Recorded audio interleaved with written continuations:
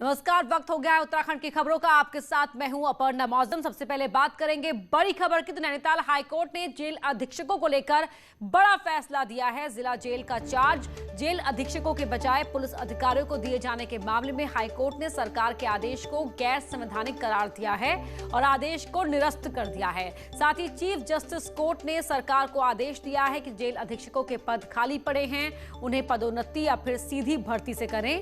Court ने अपने आदेश में कहा है कि अगर सरकार अभी दोनों ही तरीके से भर्ती नहीं कर सकती है तो फिर अस्थायी पदोन्नति के जरिए इन पदों को भरा जा सकता है।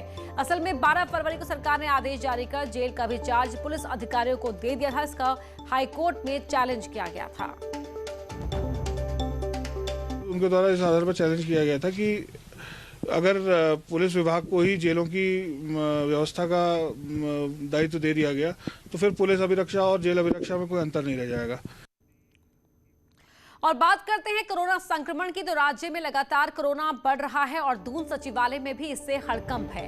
यहां प्रमुख सचिव आनंद वर्धन भी कोरोना पॉजिटिव पाए गए हैं। इससे पहले सचिव दिलीप जावलकर भी कोविड पॉजिटिव पाए गए थे। साथ ही मनीषा पवार भी पॉजिटिव पाई जा चुकी थी, जबकि टिहरी की एसएसपी तृप्ति भट्ट भी कोरोना पॉजिटिव आ चुकी हैं। अब अधिकारियों की रिपोर्ट पॉजिटिव आने से सरकार के कामकाज पर भी असर पड़ा है।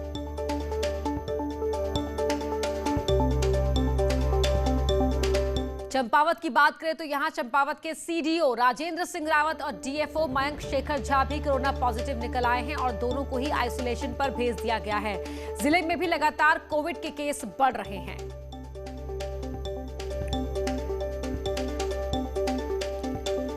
कोविड के बढ़ते मामलों को देखते हुए अब शादियों को लेकर नई गाइडलाइन जारी की गई है। अब शादियों में 200 लोगों के ही शामिल होने की इजाजत होगी। साथ ही सभी को मास्क पहनना जरूरी होगा। शादी समारोह की जगह पर सैनिटाइजर रखना भी आवश्यक होगा। वहीं कोरोना संक्रमण को ही देखते हुए हरिद्वार और देहरादून के राजस्व कोर्ट को बंद कर दिया गया है। मुख्य सचिव ओम प्रकाश ने इसकी जानकारी दी। अब 30 अप्रैल तक इन कोर्ट में काम नहीं होगा और 30 अप्रैल के बाद भी कोविड की स्थिति को देखते हुए फैसला लिया जाएगा। भी विवाह समारोह में या कोई भी समारोह में 200 से अधिक व्यक्तियों को परमिशन नहीं दी गई।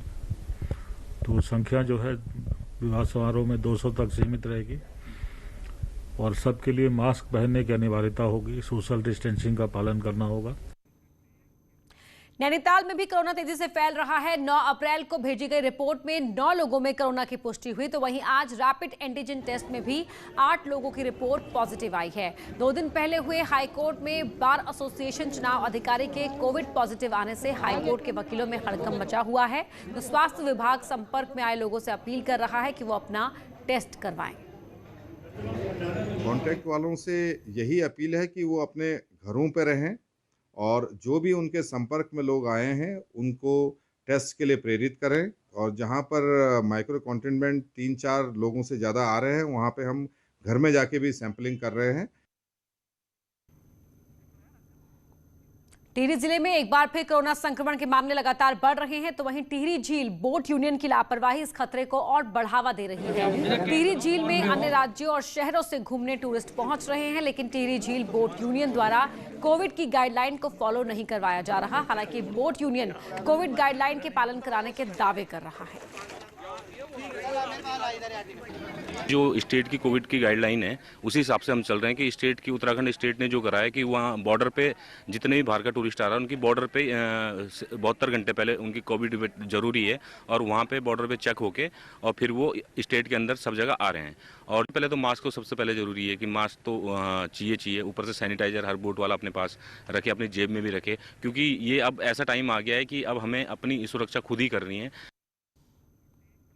पूरे देश की तरह उत्तराखंड में भी कोविड केस लगातार बढ़ रहे हैं, लेकिन हैरानी और चिंता की बात यह है कि कई मरीज पहले टेस्ट में नेगेटिव आ रहे हैं और बाद में दूसरे टेस्ट में वो पॉजिटिव आ रहे हैं, जिससे लोगों में कंफ्यूजन और डर बना हुआ है। हालांकि एक्सपर्ट्स का कहना है कि एंटीजन टेस्ट में किट खराब होने या फिर वायरल लोड कम होने से फॉल्स रिपोर्ट आ सकती है, लेकिन आरटी-पीसीआर टेस्ट में ऐसा नहीं होता है। जो स्टैंडर्ड अगर हमारे पास किट नहीं है तो उसमें गलत रिपोर्ट आ सकती है। अगर स्टैंडर्ड किट से किया जाए तो उसमें गलत आने की संभावना नहीं रहती है। अगर वायरल लोड कम है तो उसमें रिपोर्ट नहीं आ पाती है और वही 2-4 दिन के बाद अगर सिम्टम्स हैं शुरू में अगर रिपोर्ट नहीं आ रही है तो 1, 2, 4 दिन 5 दिन के बाद एक बार रिपीट करा लेना चाहिए। तो उसमें क्या होता है कि रिपोर्ट कंफर्म हो जाती है। अब बात करते हैं जंगल की आग की। तो अल्मोड़ा के जंगलों की आग बेकाबू होती जा रही है। नगर के पास ही फलसीमा के जंगल में भीषण आग लगी। आग बढ़ते हुए हाईवे तक पहुंच गई, जिससे दोनों ओर गाड़ियों की लंबी कतारें लग गई। फायर ब्रिगेड की गाड़ियों से मौके पर पहुंचकर किसी तरह आग को बुझाया गया, लेकिन फिर 1 घंटे बाद आग फिर भड़क गई। ये आग बलदोटी और ये फलसीमा ITI के स्कूल के बीच में जंगलों में लगी, जो नीचे से ऊपर बहुत तेज की तौर पहुंची है। हम लोग पानी से अपनी आग बुझाने का प्रयास कर रहे हैं, क्योंकि आग इतनी तेज है आप देख सकते हैं कि गाड़ियां सारी यहाँ रोक दी गई हैं। अल्मोड़ा के NTD के पास ही किस तरह से जंगल धधक रहे हैं ये देख सकते हो। ये चितई से पहले का स्थान है। यहाँ पर तेजी से जो है जंगल धधक रहे हैं। फायर ब्रिगेड को बुलाया गया है।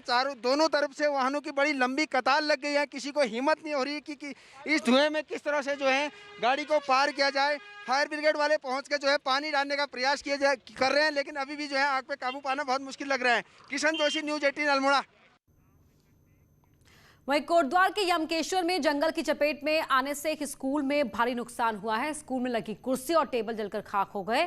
बताया जा रहा है कि देर रात जंगल की आग पौखाल के गुरु राम राय पब्लिक स्कूल तक पहुंच गई और उसने स्कूल को चपेट में ले लिया।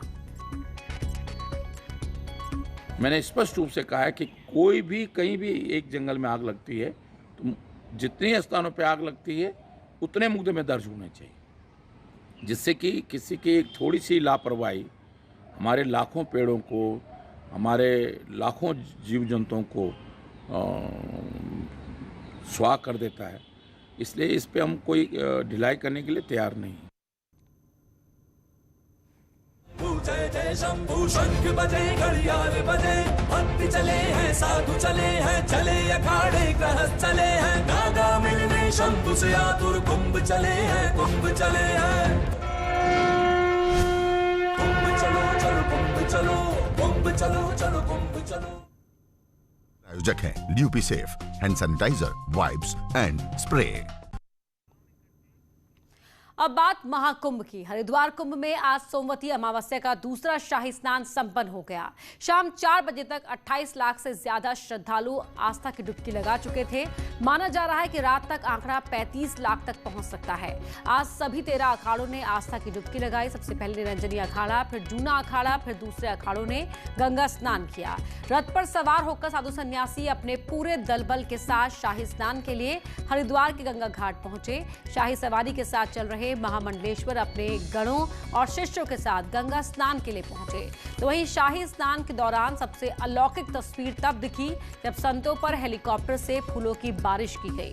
वहीं इस बार घाट पर अखाड़ों के स्नान से पहले साफ सफाई का बेहद खास ख्याल रखा गया। कुंभ क्षेत्र में आने जाने वाले रास्तों पर सैनिटाइजेशन का काम लगातार चलता रहा। मैंने सूचना जो मांगी तो उसमें लगभग 28 लाख के लगभग ऐसा रिपोर्ट आई है कि इतने लोगों ने स्नान किया, साधु संतों ने। मुझे लगता है कि अभी शाम तक जो लास्ट रिपोर्ट हमारे पास आएगी तो ये 35 लाख से भी पार कर जाएगा।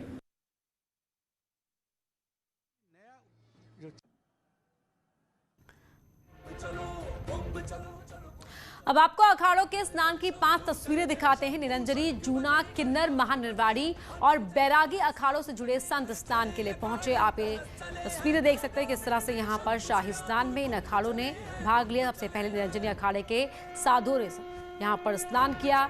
जूना अखाड़ा, किन्नर अखाड़ा, महानिर्वाणी अखाड़ा और बैरागी अखाड़ों ने भी शाही स्नान किया। तो 4 बजे तक आज शाही स्नान कर चुके थे, आस्था की जो डुबकी लगा चुके थे। करीब लाखों की संख्या में यहाँ 28 लाख श्रद्धालुओं के स्नान करने की बात कही जा रही है। ये शाम 4 बजे तक का आंकड़ा है।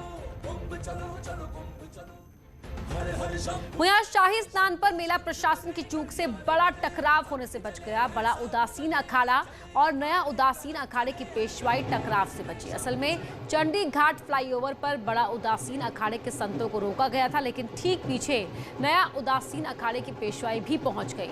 आनंद फानन में बड़ा उदासीन अखाड़े की पेशवाई को आगे बढ़ाया गया, तो वहीं बड़ा उदासीन अखाड़े के संतों मेला प्रशासन की अव्यवस्थाओं से धरने पर भी बैठ गए। अखाड़े के स्नान के समय पर घाट खाली नहीं कराए जाने से नाराज बड़ा उदासीन के संत धरने पर बैठे, जिसके बाद घाट खाली कराने खुद मेला अधिकारी दीपक रावत वहां पहुंचे और बैरागी अखाड़े से घाट को खाली कराया।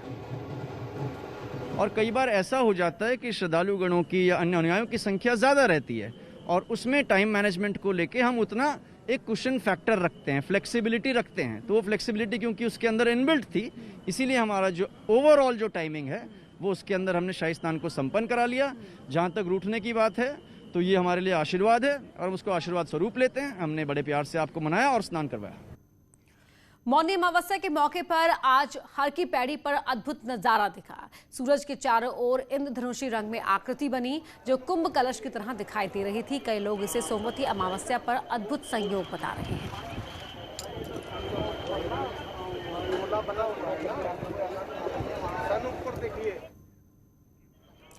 मुख्यमंत्री बनते ही तीरथ सिंह रावत त्रिवेंद्र रावत के फैसलों को लगातार पलट रहे हैं और अब उन्होंने पिछले सीएम की लग्जरी कार को भी छोड़ दिया है और न्यूज 18 पर पहली बार इसकी वजह भी बताई है। तीरथ सिंह रावत ने कहा कि वो जनता के आदमी हैं, जनता के बीच रहकर उनका दुख दर्द समझना चाहते हैं, इसलिए लग्जरी गाड़ी नहीं चाहिए। असल में त्रिवेंद्र रावत के पास 70 लाख रुपए की बुलेट प्रूफ गाड़ी थी जिसके शीशे नहीं खुलते और आम लोगों का गाड़ी से अभिवादन भी नहीं हो पाता, इसलिए तीरथ रावत इनोवा गाड़ी में सफर कर रहे हैं। लग्जरी गाड़ी और साथ में ये कह सकता हूँ कि उससे जनता से जो मेरा संपर्क होना चाहिए, और मैं जनता का आदमी हूँ, पब्लिक का आदमी हूँ, जनता के बीच में रहता हूँ, तो जनता से कटना नहीं, जनता के बीच में रहना, ये मेरा शुरू से ही रहा है।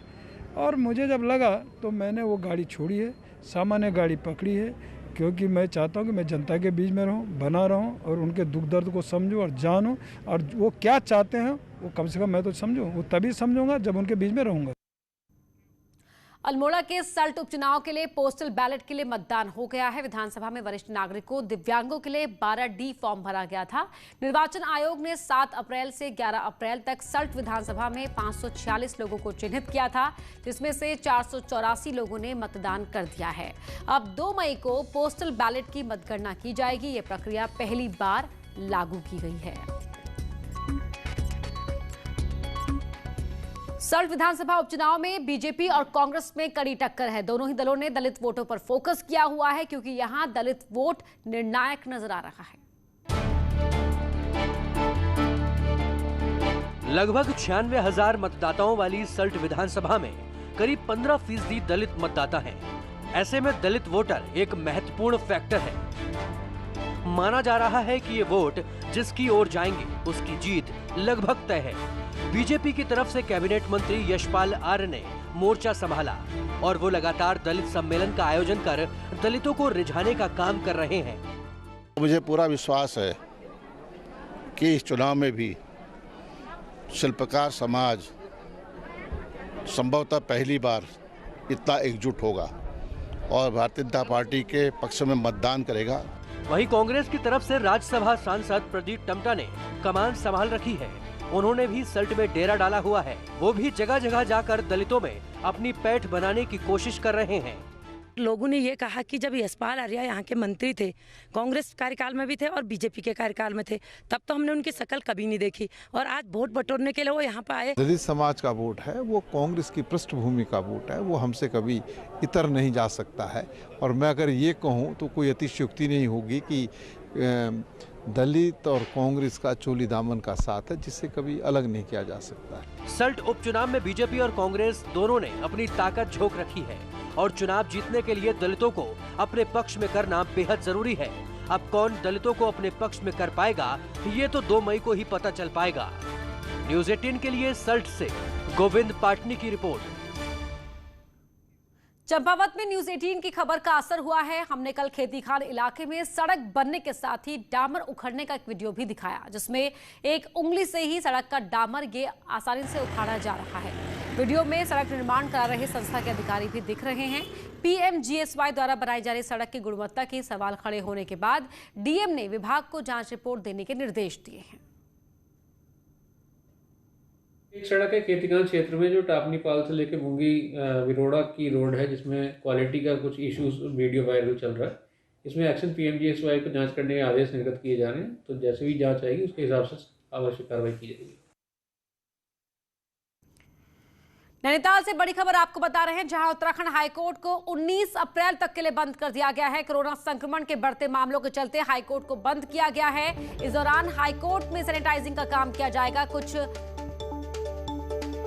यहां मामले पॉजिटिव सामने आए थे। उत्तराखंड हाईकोर्ट को बंद कर दिया गया है 19 अप्रैल तक के लिए। रजिस्ट्रार ने यह आदेश जारी किया है। हाईकोर्ट को इस पूरे परिसर को सैनिटाइज किया जाएगा। यारों, एक छोटे से ब्रेक के लिए।